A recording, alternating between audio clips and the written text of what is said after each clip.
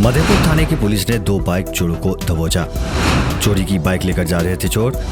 गुप्त सूचना के आधार पर की गई कार्रवाई।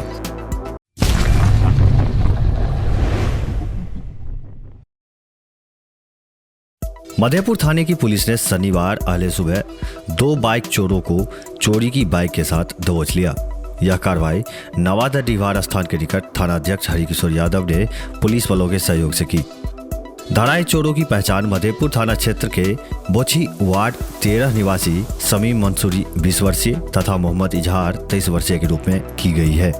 थानाध्यक्ष ने बताया कि गुप्त सूचना मिली थी कि नवादा डीहवार स्थान के समीप 2 मोटरसाइकिल के साथ 2 व्यक्ति संदिग्ध अवस्था में इधर उधर कर रहे हैं। सूचना पाकर पुलिस त्वरित कार्रवाई करते हुए मौके पर पहुंची। पुलिस की गाड़ी देखते ही दोनों व्यक्ति भागने की कोशिश करने लगा, जिसे पुलिस बलों के सहयोग से पकड़ लिया गया। पुलिस द्वारा जब दोनों व्यक्तियों से मोटरसाइकिल के कागजात संबंधित पूछताछ की गई तो दोनों के द्वारा किसी प्रकार की कोई भी कागजात प्रस्तुत नहीं किया गया।